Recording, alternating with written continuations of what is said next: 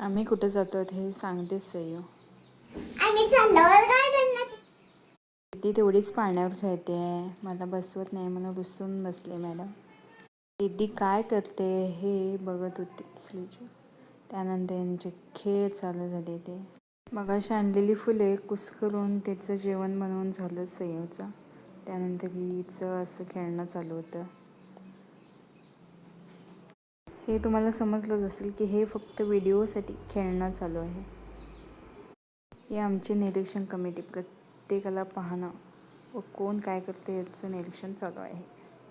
यात श्रीजू काय करते हे मला काय समजलं नाही. तुम्हाला समजलं असेल तर नक्की कमेंट करून सांगा. तिथे बाजूला एक बाळ खेळायला आलेलं.